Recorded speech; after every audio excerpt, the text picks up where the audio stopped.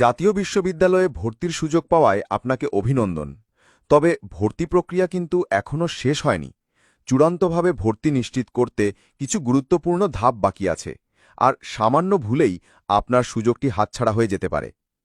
আপনার ভর্তি প্রক্রিয়াকে সহজ ও নির্ভুল করতেই আমাদের আজকের এই বিশেষ গাইডলাইন। সবচেয়ে প্রথমে যে শব্দটি আপনার মাথায় গেঁথে নিতে হবে তা হল ডেডলাইন। অনলাইনে চূড়ান্ত ভর্তি ফর্ম পূরণের শেষ তারিখ 15ই জুলাই। মনে রাখবেন, এই সময়ের 1 মিনিট পরেও আর কোনো সুযোগ থাকবে না। ফর্ম পূরণের জন্য জাতীয় বিশ্ববিদ্যালয়ের অ্যাডমিশন ওয়েবসাইটে যেতে হবে। আপনাদের সুবিধার জন্য সঠিক ওয়েবসাইটের লিঙ্কটি এই ভিডিওর ডেসক্রিপশন বক্সে দেওয়া হয়েছে। এবার আসা যাক সবচেয়ে গুরুত্বপূর্ণ অংশে, ভর্তির জন্য প্রয়োজনীয় কাগজপত্র। একটিও যেন ভুল বা বাদ না যায়, তাই তালিকাটি খুব মনোযোগ দিয়ে দেখুন।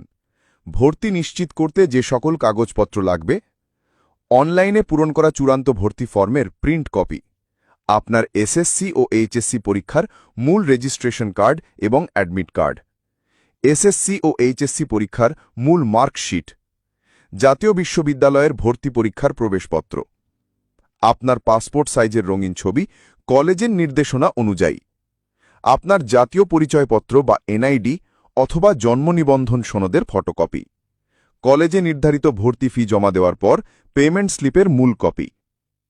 ফর্ম পূরণ তো করবেন, কিন্তু কিছু সাধারণ ভুলের কারণে অনেকেরই ভর্তি বাতিল হয়ে যায়। তাই এখন আমরা কিছু জরুরি বিষয় নিয়ে কথা বলবো, যেগুলো আপনাকে অবশ্যই খেয়াল রাখতে হবে। প্রথমত, ভাষা। অ্যাডমিশন ফর্ম অবশ্যই ইংরেজিতে পূরণ করতে হবে।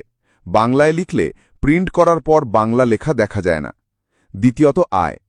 অভিভাবকের আয়ের অংশে বাৎসরিক আয় লিখতে হবে, মাসিক আয় নয়। অনেকেই এই ভুলটি করে থাকেন। আর্থিকভাবে যারা একটু অসচ্ছল, তারা অভিভাবকের ইনকাম 2 লাখ টাকার কম দেখানোটা বিবেচনা করতে পারেন। তৃতীয়ত, মাইগ্রেশন।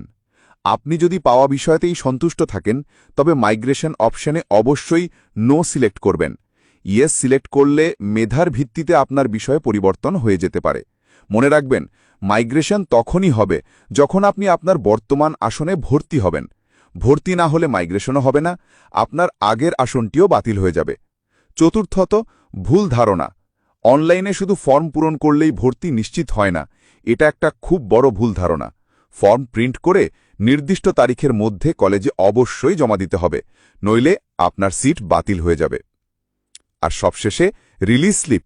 যারা পছন্দের বিষয় না পেয়ে রিলিজ স্লিপের জন্য অপেক্ষা করার কথা ভাবছেন, তারা সিদ্ধান্তটি খুব ভেবেচিন্তে নেবেন, কারণ রিলিজ স্লিপে ভালো কলেজ বা বিষয়ে সুযোগ পাওয়ার কোনো গ্যারান্টি নেই এবং এটি বেশ অনিশ্চিত। ভিডিওটি যদি আপনার উপকারে আসে, তবে একটি লাইক দিয়ে আমাদের উৎসাহিত করুন। আপনার বন্ধুদের সাথে শেয়ার করুন, যেন তারাও নির্ভুলভাবে ভর্তি প্রক্রিয়া সম্পন্ন করতে পারে। আপনার বিশ্ববিদ্যালয় জীবন সফল হোক, এই কামনায় আজ এখানেই শেষ করছি। ধন্যবাদ আপনাকে।